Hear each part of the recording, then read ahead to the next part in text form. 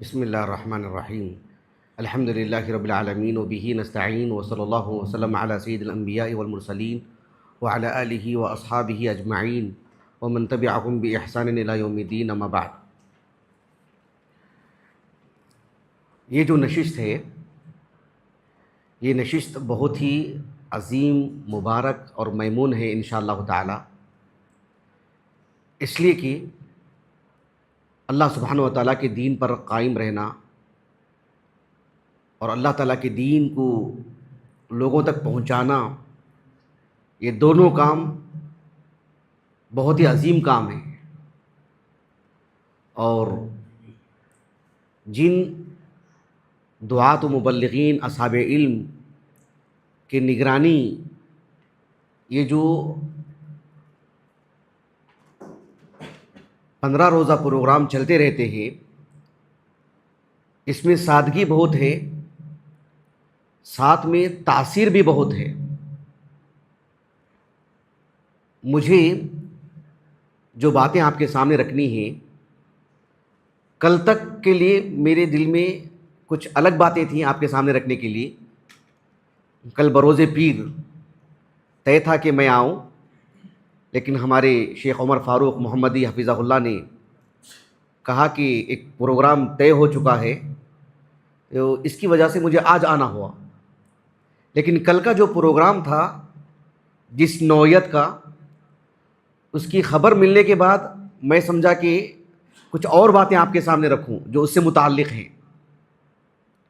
دیکھیں، دعوت و تبلیغ کا جو معاملہ ہے وہ تو ہر انسان سے جڑا ہے، کسی ایک طبقے کے لیے خاص نہیں ہے، یہ ہم سب سمجھتے ہیں، چاہے وہ مالدار ہوں، غریب ہوں، پڑھے لکھے ہوں، علم سے دور ہوں، شہر میں رہتے ہوں، گاؤں میں رہتے ہوں۔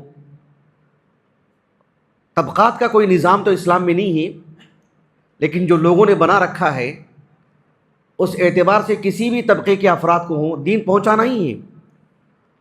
اور جو اصحاب علم، دعات و مبلغین آپ کی سرپرستی کر رہے ہیں، وہ ہر طبقے میں کام کرتے ہیں، ہر جگہ کام کرتے ہیں، موقع مناسبت کے اعتبار سے الحمدللہ۔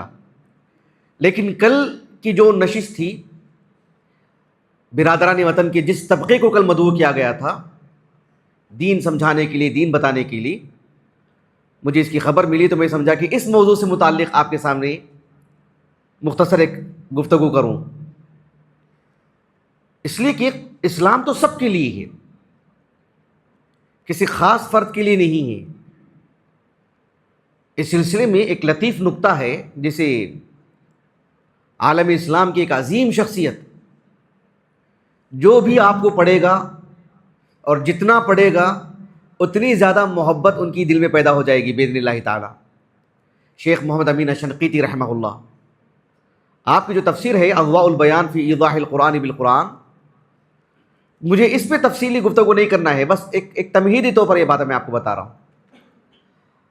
ہم جانتے ہیں، اکثر علماء سے ہم سنتے آ رہے ہیں، عبداللہ بن عباس، عبداللہ بن مسعود رضی اللہ عنہ اجمعین، ان سب اصحاب علم نے اس پر جو ہے مطلب خوب توجہ دلائی ہے، کہا کہ مکی اور مدنی صورتوں میں فرق کرنے والی جو چیزیں ہیں ان میں سے ایک یہ بھی ہے کہ مدنی صورتوں میں خطاب ہوتا ہے یا ایھا الذین آمنوا سے، مکی صورتوں میں خطاب ہوتا ہے یا ایھا الناس۔ یہ فرق ہم اپنے اساتذہ سے بھی سنے ہیں، کتابوں میں بھی پڑھے ہیں۔ صحابہ کی اگر بات کریں تو جو میں نے جیسے کہا کہ جن صحابہ کے میں نے نام لیا ہے ان سے اثر منقول ہے۔ ایسی صورت میں کہ مکی صورتوں میں جو خطاب ہوتا ہے وہ یا ایھا الناس، اور مدنی صورتوں میں یا ایھا الذین آمنوا۔ سورۃ البقرہ کون سی صورت ہے؟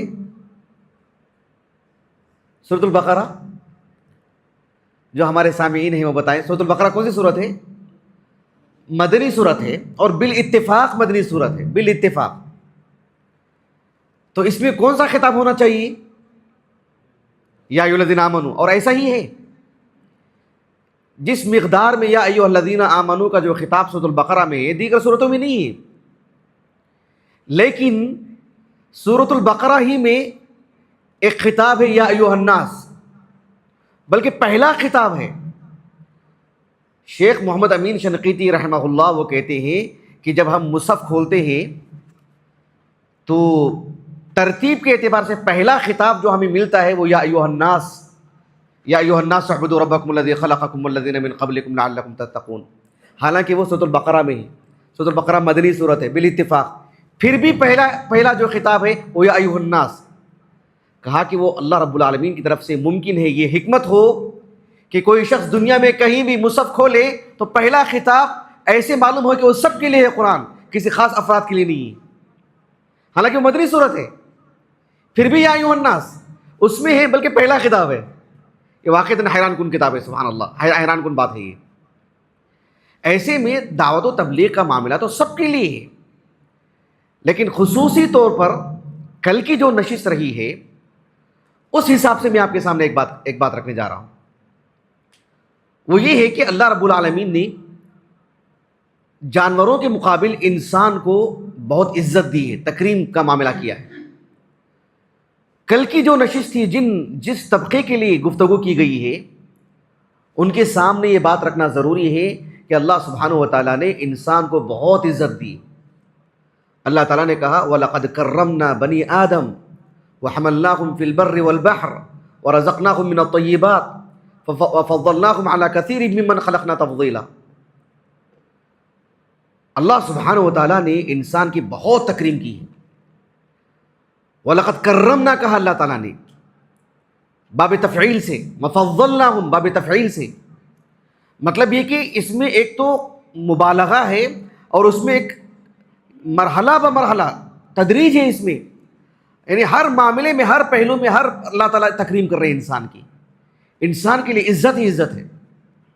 ایسی میں اونچ نیچ کا جو معاملہ ہے وہ لوگوں نے بنایا ہے، لیکن اللہ سبحانہ و تعالیٰ نے کہا وَلَقَدْ كَرَّمْنَا بَنِي آدَم، اور ہمارا اس کتاب پر ایمان ہے تو پھر ہمارے برتاؤں میں عزت میں ایسا فرق نہیں آنا چاہیے جب اللہ نے فرق نہیں رکھا ہے۔ اللہ سبحانہ و تعالیٰ نے سورۃ الحجرات میں بیان فرمایا یا ایھا الناس انا خلقناکم من ذکر وانثی وجعلناکم شعوبا وقبائل لتعارفوا ان اکرمکم عند اللہ اتقاکم۔ یہی نقطہ بتانا ہے کہ بحیثیت انسان تو سب کی عزت ہے، لیکن جس نے ہم کو پیدا کیا ہے اللہ سبحانہ و تعالیٰ، اس کی قربت کے لیے اللہ تعالیٰ نے جو خصوصی عزت رکھی ہے اس دنیا میں بھی، برزخ میں بھی، آخرت میں بھی، وہ اللہ رب العالمین نے تقویٰ کو معیار بنایا ہے۔ اسی لیے اللہ تعالیٰ نے انسان کو مکمل عزت دینے کے لیے کہا کہ میری عبادت کریں، مجھ پر ایمان لائیں، میرا دین قبول کریں، جس میں ایک خصوصی عزت ملے گی۔ سورۃ البقرہ میں اللہ تعالیٰ نے کہا یا ایھا الناس اعبدوا ربکم الذی خلقکم والذین من قبلکم لعلکم تتقون۔ سورۃ النساء کے آغاز میں اللہ نے کہا یا ایھا الناس اتقوا ربکم الذی خلقکم من نفس واحدہ وخلق منها زوجها وبث منهما رجالا كثيرا ونساء واتقوا الله الذي تساءلون به والارحام ان الله كان عليكم رقيبا۔ اللہ تعالیٰ نے سورۃ النساء کے اواخر میں کہا یا ایھا الناس قد جاءکم الحق من ربکم فآمنوا خیرا لکم وان تکفروا فإن للہ ما فی السماوات وما فی الارض وکان اللہ علیما حکیما۔ تو اللہ سبحانہ و تعالیٰ نے اس آیت میں بھی سارے لوگوں سے خطاب کیا اور کہا کہ ایمان لے کر آئیں، اس میں تمہارے لیے بہتر ہے، یعنی لازمی طور پر ایمان لائیں۔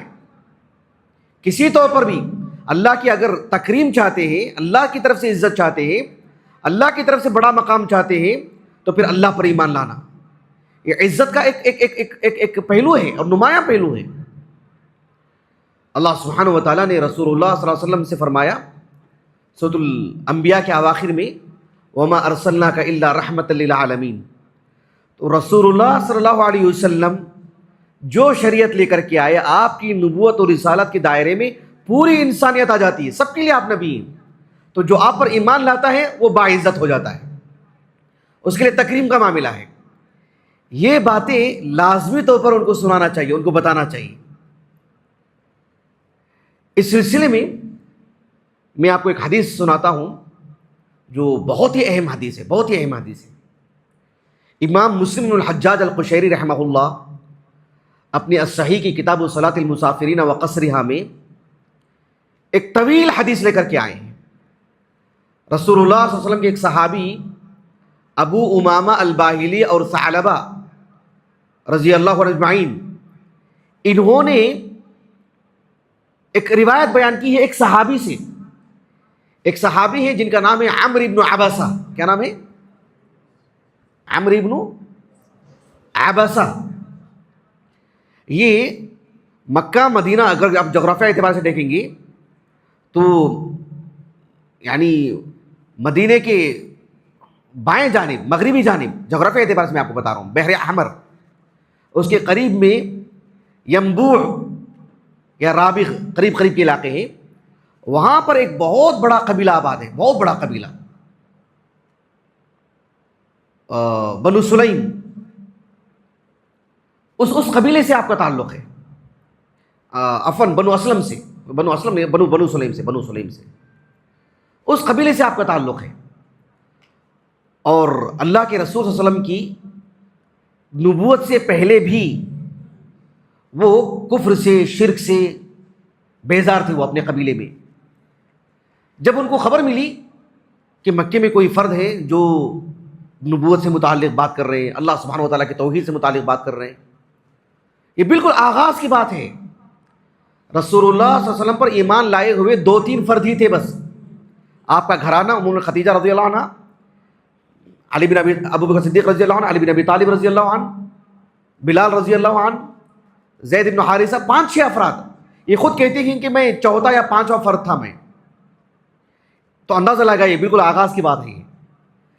یہ مکہ ہے، ظاہر بات ہے پورا مکہ جو ہے یعنی ابھی بھی کفر میں ہے. اور جو ہم سیرت میں جو باتیں پڑھتے ہیں کہ آپ صلی اللہ علیہ وسلم سوق عکاظ وغیرہ جاتے تھے، بازاروں کے پاس، وہاں لوگوں کو دعوت دیتے تھے، اس لیے کہ حرم کے قریب دعوت دینا آسان نہیں تھا. یہ بالکل آغاز کی بات ہے. تو وہیں پر وہ ملاقات ہوئی اللہ کے رسول سے. ان کی اللہ کے رسول سے ملاقات کی. آپ صلی اللہ علیہ وسلم کے پاس آنے کے بعد آپ نے کہا کہ ما انت. کیا کہا؟ کیا کہا؟ من انت نہیں کہا. ان کو اللہ کے رسول صلی اللہ علیہ وسلم کی شخصیت، آپ کا نام کیا، آپ کا نام محمد ہے، آپ کے والد کا نام عبداللہ ہے، آپ جو ہے قریش سے تعلق رکھتے ہیں، آپ کی عمر کیا ہے، آپ کے والدین کون ہیں، کس، یہ مقصود نہیں تھا، شخصیت مقصود نہیں تھی. ما یعنی وصف، صفت سے متعلق بات کر رہے ہیں. آپ کے اوصاف کیا ہیں؟ یعنی قل یا ایھا الکافرون لا اعبد ما تعبدون ولا انتم عابدون ما اعبد. من اعبد نہیں کہا نا، من اعبد نہیں کہا نا. اللہ سبحانہ و تعالیٰ کے لیے تو من استعمال ہوتا ہے، ما نہیں. تو ما اعبد کہا. حافظ ابن القیم کہتے ہیں رحمہ اللہ کہ ما یعنی اوصاف کے لیے. اوصاف تو غیر عاقل ہیں. کون ہے وہ معبود جس کی میں عبادت کرتا ہوں؟ اوصاف کیا ہیں؟ جس کی تم عبادت کرتے ہو اس کے اوصاف کیا ہے؟ جس کی میں عبادت کرتا ہوں اس کے اوصاف کیا ہیں؟ معبود ہونے کے اوصاف ہیں کہ نہیں؟ اوصاف پہ بات ہو رہی ہے. تو اللہ کے رسول سے انہوں نے پوچھا صلی اللہ علیہ وسلم، من انت نہیں پوچھا، کہا کہ ما انت. یعنی آپ کا کیا معاملہ ہے؟ آپ کا کون ہے؟ آپ کیا چیزیں جڑی ہیں آپ سے؟ کیا چیزیں جو آپ کو ممتاز کر رہی ہیں؟ کیا باتیں کر رہے ہیں آپ؟ یہ معنی اس کا. اسی لیے اللہ کے رسول نے جواب میں کیا کہا؟ کہا کہ انا نبیون. کہا کہ میں نبی ہوں. میں تو کہا کہ ما نبیون. پھر ایک سوال ہوا کہ نبی کیا ہوتے ہیں؟ کہا کہ ارسلنی اللہ تعالی، اللہ نے مجھے رسول بنا کے بھیجا ہے. تو کہا کہ بِأَيِّ شَيْءٍ أَرْسَلَكَ، اللہ سبحانہ و تعالیٰ نے آپ کو رسول بنایا ہے تو پیغام کیا ہے آپ کا؟ اللہ کے رسول نے کہا صلی اللہ علیہ وسلم، میرا پیغام یہ ہے کہ ارسلنی اللہ تعالی بصلۃ الارحام وکسر الاوثان ویوحد اللہ تعالی ولا یشرک به شیء. اللہ سبحانہ و تعالیٰ نے مجھے صلہ رحمی اور توحید کو قائم رکھنے اور توحید کے منافی جو چیزیں ہیں اس کو ختم کرنے کے لیے اللہ نے مجھے بھیجا ہے. یہ جو صاحب ہیں عمرو بن عبسہ صحابی، اس وقت جو اللہ کے رسول سے متعلق اتنے سوالات کر رہے ہیں، ساری چیزیں ہو گئی، اب اصل چیز پر سوال کر رہے ہیں. کہا کہ من معک، کہا کہ تمہارے ساتھ کون ہے، یعنی کون ہے جو تم پر ایمان لائے ہیں. ایسا تو نہیں ہے کہ معاشرے کا ایک طبقہ جو اونچی ذات کا ہے، اونچے بڑے قبیلے کا ہے یا مالدار ہیں، رؤسا ہیں، وہ تو ایمان نہیں لائے ہیں، یہ مقصود ہے۔ اصل موضوع پہ بات کر رہے ہیں، اصل چیز۔ کہا کہ من معک، اور اللہ کے رسول نے کیا جواب دیا؟ کہا کہ حر و عبد، یعنی ہر طبقے نے مجھ پر اسلام قبول کیا ہے، اس لیے کہ یہ جو دین ہے وہ ہمارے خالق کا ہے۔ اللہ کے رسول نے ایسا نہیں کہا کہ جو رؤسائے مکہ نے، یا یہ کہا ہو کہ جو بالکل جو غلام ہیں جن کی خریداری ہوتی ہے، جن کو انسان تک نہیں سمجھا جا رہا ہے، انہوں نے قبول کیا ہے، نہیں، کہا کہ حر و عبد۔ عمرو بن عبسہ صحابی رضی اللہ عنہ یہ کہتے ہیں کہ وَكَانَ مَعَهُ يَوْمَئِذٍ ابو بکر و بلال ممن آمن بہ۔ اللہ کے رسول کے ساتھ اس وقت کون تھے؟ کہا کہ وَمَعَهُ يَوْمَئِذٍ ابو بکر و بلال ممن آمن بہ، ابو بکر اور بلال دونوں اللہ کے رسول کے ساتھ تھے رضی اللہ عنہ اجمعین۔ کہنے کی بات یہ ہے کہ اسلام میں وسعت دیکھیے، ظاہر بات ہے یہ اللہ کا دین ہے، اللہ سبحانہ و تعالیٰ کے دین میں سب کی شمولیت دنیا بھر میں۔ اب ہم ہمارے ملک میں دیکھتے ہیں طبقات کی اگر بات کریں، اس طبقے میں اس طبقے کے لوگ، جبکہ نظریاتی اعتبار سے جیسے ہم سمجھتے ہیں کہ وہ ایک مذہب کے لوگ ہیں، انہی میں شکایت ہے کہ ہم کو جو ہے مطلب ہمارے معبد خانے کو جانے نہیں دیا جا رہا ہے، ہم کو ان کے ساتھ بیٹھنے نہیں دیا جا رہا ہے، بڑے لوگوں کو بھی تکلیف، چھوٹے لوگ بڑے لوگوں کو نہیں بلاتے ہیں، ان کو ان کے دل میں معاملہ ہے۔ اسلام کا معاملہ تو ایسا ہے ہی نہیں، سبحان اللہ۔ یہ پہلے دن کی بات ہے، آغاز کی بات ہے۔ اللہ کے رسول صلی اللہ علیہ وسلم سے عمرو بن عبسہ نے دکھی رکھ پر سبحان اللہ مطلب ہاتھ رکھا، اندازہ لگایا، یعنی کیسا سوال کیا انہوں نے کہ من معک، اسلام قبول کرنے والے کون کون ہیں بتاؤ، اور اللہ کے رسول نے کہا کہ حر و عبد۔ صحیح بخاری کی یہ جو ابھی میں نے عمرو بن عبسہ رضی اللہ عنہ کا جو واقعہ ہے نا، اتنا دلچسپ ہے، اس میں اتنی باتیں ہیں کئی پہلوؤں سے، اللہ توفیق عطا فرمائے، کبھی ان کا واقعہ مکمل میں آپ کو سناؤں گا، لیکن ہمارے موضوع سے متعلق جو باتیں وہ میں آپ کو سنایا۔ صحیح بخاری کی کتاب فضائل الصحابہ میں جابر بن عبداللہ رضی اللہ عنہما سے ایک اثر ہے کہ وہ کہتے ہیں کہ عمر بن خطاب رضی اللہ عنہ یہ کہا کرتے تھے کہ ابو بکر سیدنا وَأَعْتَقَ سیدنا، یعنی بلالا، کہ ابو بکر بھی ہمارے سید ہیں اور ہمارے ایک اور سید کو انہوں نے آزاد کیا ہے، وہی بلال۔ یعنی عمر بن خطاب رضی اللہ عنہ کس قبیلے سے ہیں کسی کو پتہ ہے؟ احسنتم، بنو عدی سے ہیں، اور بنو عدی قریش کا ایک قبیلہ ہے، بہت قریبی بھی نہیں بہت دور کا بھی نہیں، بنو ہاشم سے ایک درمیانی قبیلہ ہے۔ بنو عدی سے آپ تعلق رکھتے ہیں، العدوی قرشی ہے، اور اس زمانے میں جس زمانے میں انسانوں کو خریدا جاتا تھا، اس زمانے میں سبحان اللہ اسلام کی وجہ سے وہ ابو بکر کو اور بلال کو ایک کر دے رہے، دونوں کو سید۔ یہ صرف اسلام کی خصوصیت ہے، سبحان اللہ۔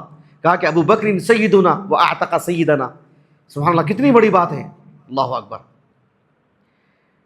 اللہ کے رسول صلی اللہ علیہ وسلم قریشی ہیں، بنو ہاشم سے ہیں، اور آپ صلی اللہ علیہ وسلم پر اسلام لانے والے سب ہیں، ہر عمر کے لوگ، ہر طبقے کے لوگ، سبھی برادری کے لوگ، سب کچھ۔ اللہ کے رسول صلی اللہ علیہ وسلم نے ہجرت سے پہلے 3 حج کیے ہیں، جیسے کہ سنن ترمذی کی روایت ہے بسند صحیح۔ لیکن جو آپ صلی اللہ علیہ وسلم نے مدینہ آنے کے بعد جو حج آپ نے کیا، جس کو حجۃ الوداع کہتے ہیں، وہ تو ایک ہی حج ہے، اور آپ کی زندگی کا آخری حج، پہلا بھی وہی آخری بھی وہی، مدینہ آنے کے بعد۔ اس حج میں ایک بڑی تعداد تھی مسلمانوں کی، کم و بیش 1 لاکھ کے قریب، کیونکہ جب اللہ کے رسول صلی اللہ علیہ وسلم مدینے میں تھے تو مدینے میں آپ نے اعلان کیا، مدینے کے قرب جوار کے لوگ جمع ہو گئے، درمیان میں بھی کئی قافلے آ کے جڑتے تھے، اور مکے میں رہنے والے مسلمان، طائف میں رہنے والے مسلمان، بلکہ مسلمان نہیں، اس وقت میں کوئی غیر مسلم تھے ہی نہیں ادھر حجۃ الوداع کے موقع پر، مکہ میں، طائف میں، قرب جوار میں کوئی بھی، سب کے سب مسلمان تھے۔ اس طرح سے عدد جو ہے مطلب وہاں جمع ہو گئی، اتنی بڑی تعداد۔ اور حج کی جو عبادت ہے یوم النحر کے بعد ایام تشریق 11، 12، 13، اس میں 12ویں تاریخ کو 12ویں تاریخ کو ایام تشریق کے جو کا پہلا دن ہے 11 اور 13 تک تھے اللہ کے رسول صلی اللہ علیہ وسلم، تو 12ویں تاریخ جو تھی اس وقت ایک خطاب کیا اللہ کے رسول نے صلی اللہ علیہ وسلم. اس خطاب میں، یہ مسند احمد کی روایت ہے، مسند صحیح، شیخ البانی نے صحیح کہا اس روایت کو رحمہ اللہ. اس روایت میں صحابی کا نام مذکور نہیں ہے. تابعی ابو نضرہ کہتے ہیں رحمہ اللہ، یعنی اخبرنی من سمع من النبی صلی اللہ علیہ وسلم، اس طرح سے انہوں نے کہا ہے. تو بہرحال اللہ کے رسول صلی اللہ علیہ وسلم نے ایام تشریق میں، یعنی حجۃ الوداع میں کی بات ہے، منا کے میدان میں پورے صحابہ سے آپ نے خطاب کیا. ذرا تصور کیجئے اس میں کون کون تھے؟ بنو ہاشم کے بھی تھے، دیگر قریشی افراد بھی تھے، عام مسلمان جو دیگر قبیلوں کے بھی تھے، اور عرب کی بات ہے، قبیلوں کا جنون. دنیا میں کسرا، قیصر بڑے بڑے بادشاہ تھے، دنیا فتح کرتے تھے، لیکن عرب میں کبھی نہیں آئے وہ، اس لیے کہ ان کے اندر فرما برداری تھی نہیں، ان کے مزاج میں وہ بات نہیں تھی، اپنے قبیلے کے لیے جیتے تھے، وہ کسی اور کے ماتحت بننے کا تصور ہی نہیں تھا. اسی لیے بعض اہل علم کہتے ہیں کہ قرآن مجید میں جو 15 سجدے ہیں نا، 15 آیات سجدہ، وہ سب کے سب مکی صورتوں میں ہیں، مدنی صورتوں میں نہیں ہیں.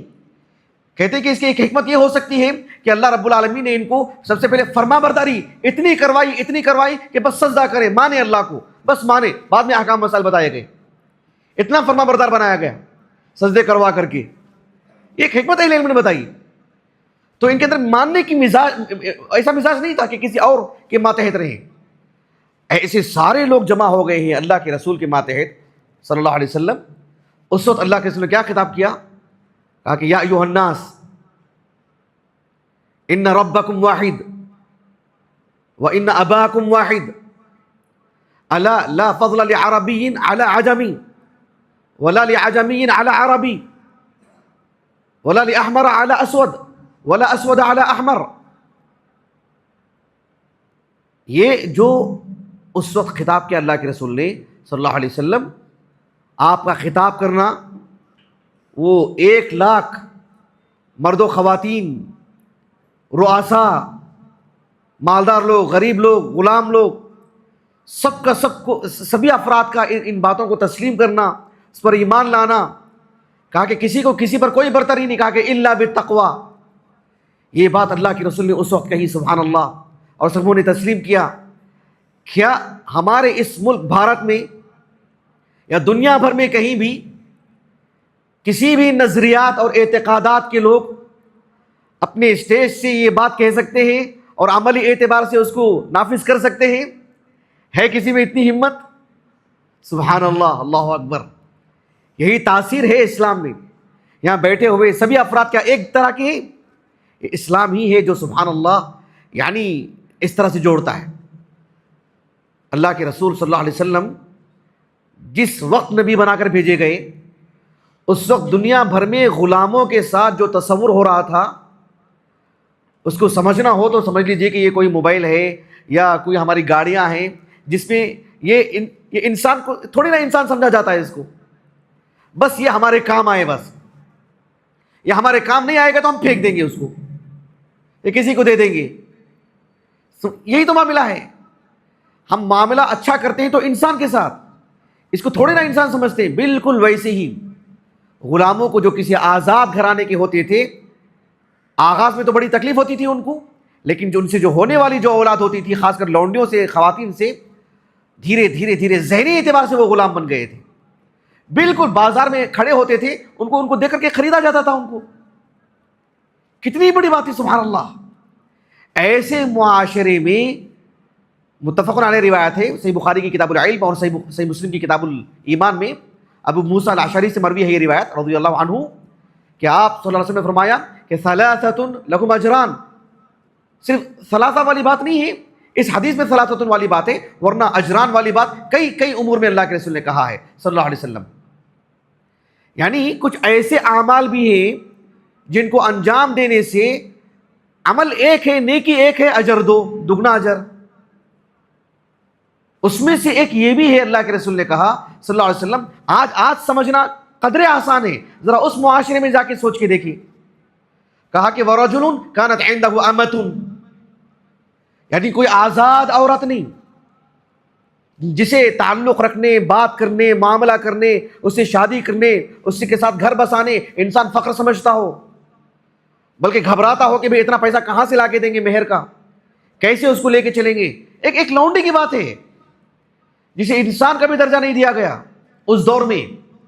اللہ کے رسول کہہ رہے ہیں صلی اللہ علیہ وسلم کہ وَرَجُلٌ كَانَتْ عِنْدَهُ أَمَةٌ فَأَدَّبَهَا، اس کو ادب سکھاتا ہو، فَأَحْسَنَ تَأْدِيبَهَا، یعنی تأدیب باب تفعیل سے مرحلہ مرحلہ مرحلہ پل پل کر کے اس کو ہر پہلو سے اسے ادب سکھاتا ہو. کیوں ادب سکھائے گا اس کو؟ تصور ہی نہیں ہے. لیکن کہا کہ اگر اللہ پر ایمان ہے، آخرت پر ایمان ہے، دگنا اجر چاہیے تو فَأَدَّبَهَا فَأَحْسَنَ تَأْدِيبَهَا وَعَلَّمَهَا فَأَحْسَنَ تَعْلِيمَهَا. اپنی سگی اولاد کے لیے نہیں، ایک لونڈی کو آپ تعلیم دیں، سکھائیں، پڑھائیں، لکھائیں. آج جو دنیا میں جو حساسیت ہے اپنی سگی اولاد کو پڑھانے سے متعلق، وہ ایک لونڈی سے متعلق اسلام گفتگو کر رہا ہے. وَعَلَّمَهَا فَأَحْسَنَ تَعْلِيمَهَا. اور اتنا ہی نہیں، ایک مرحلے کے بعد ثُمَّ أَعْتَقَهَا، پورا پیسہ خرچ کر کے ایک باہر کی لونڈی پر اس کو آزاد بھی کر دینا. اور اس کے بعد فَتَزَوَّجَهَا، اسے اتنی عزت دیں کہ اسے مہر دیں، ولیمہ کریں، اور شان شوکت سے اسے گھر میں لا کے رکھیں، اور گھر کی نسبت اس کی طرف ہوگی. اس لیے کہ اہل علم کہتے ہیں کہ اللہ نے کہا کہ وَقَرْنَ فِي بُيُوتِكُنَّ، گھر تو اللہ کے رسول کے ہیں لیکن گھر کی نسبت عورتوں کی طرف ہوتی ہے، بیویوں کی طرف ہوتی ہے. عزت دی اللہ نے ان کو. یہ فلاں کا گھر ہے، حجرہ عائشہ، وہ حجرہ کس کا ہے؟ اللہ کے رسول کا ہے صلی اللہ علیہ وسلم. آپ قوام ہیں، اور بیوی ماتحت ہوتی ہے لیکن نسبت گھر کی بیوی کی طرف. کتنی عزت دی اللہ نے ایک عورت کو. تو اس اعتبار سے اس کو شادی کریں، اس کو گھر بسائیں، اس کے لیے 2 اجر کی بات کی. اندازہ لگائیے آپ اس معاشرے میں ذرا بیٹھ کے سمجھیں جہاں انسان دیکھنا تک گوارا نہیں کرتا اس کو، اس کی اوقات نہیں ہے کہ وہ مشورہ دے، وہ بولے، وہ کرے. اس کا کام یہ ہے کہ وہ اپنی نیند قربان کر کے، اپنی تھکان قربان کر کے، اپنی بھوک قربان کر کے وہ اپنی مالک کی بات مانے. بس اس کی کوئی اختیارات ہی نہیں. اس معاشرے میں یہ بات کر رہے ہیں. تو کل کی نشست میں جو طبقہ ہمارے سامنے تھا، یقیناً جو ہے ان کے لیے بہت اہم بات ہے. اللہ سبحانہ و تعالیٰ نے کس قدر سبحان اللہ عزت دی ہے انسان کو، اور انسان کو وہ عزت اس اعتبار سے سمجھنا چاہیے. لیکن ایک بات آج ہم اپنے ملک میں دیکھ رہے ہیں کہ اس طرح کے جو لوگ ہیں وہ اپنی عزت اور برتری فی الحال اس میں سمجھ رہے ہیں کہ ہم کسی کے ماتحت نہیں رہیں گے، کسی کے غلام نہیں بنیں گے، ہم کو وہ حقوق چاہیے، وہ حقوق چاہیے. یقیناً اس سے انسان بہت بڑا نہیں بنتا ہے، الا بالتقوی. یہ سمجھانے کی ضرورت ہے. آپ بھلے ہی غریب رہیں الا بالتقوی، آپ مالدار رہیں الا بالتقوی، آپ بہت بڑے منصبدار ہیں الا بالتقوی، آپ کسی کے نوکر ہیں الا بالتقوی. یہ جنون نہیں آنا چاہیے کہ کل تک ہم معاشرے کے غلام تھے، نچلی ذات کے ہیں، آج ہم آپ کے ساتھ کھڑیں گے. ساتھ کھڑنے سے بڑے نہیں بنیں گے الا بالتقوی. یہ ایک ان کی اس کی ذہن سازی کی ضرورت ہے. اس پہلو، اس طبقے کی تربیت کی ضرورت ہے. ورنہ ان کے دل و دماغ میں یہی بات ہے کہ ہمارے ساتھ جو زمانے تک جو ہوتا رہا ہے آج سے ایسا نہیں ہوگا، بلکہ ایسا ہوگا. ہم کسی کے ساتھ بھی کھڑے ہوں گے، ہم کو سارے حقوق ملیں گے، بلکہ یہ تفصیلات ہم کو ملیں گے. سمجھتے کہ اس میں ہماری بہتری ہے. اور کسی سے ٹکر لینا، کسی کے مقابل آنا، وہ طبقہ ہم کو نیچے کر رہا ہے، نہیں. الا بالتقوی، یہ ذہن سازی ہونی چاہیے. یہ اگر ذہن سازی نہ ہو تو پھر ایک نئی بغاوت شروع ہوگی، ایک نیا طریقہ شروع ہوگا برتری کا، نسلی برتری کا. اللہ تعالیٰ ہر پہلو سے ہماری بات فرمائے. میں اپنی بات کو ختم کرتا ہوں. مجھے کچھ اور کہنا تھا لیکن جو ہے میں کل کی نشست سے جیسے باخبر ہوا تو میں موضوع بدل دیا اپنا. اللہ سبحانہ و تعالیٰ ہماری اس بیٹھک کو، نشست کو قبول فرمائے. اس نشست کو منعقد کرنے میں شروع دن سے جو بھی اس کے ذمہ داران ہیں، مسجد کے ذمہ داران اور ہمارے جو اصحاب علم، دعات و مبلغین ہیں، اللہ تعالیٰ اجر عظیم سے نوازے.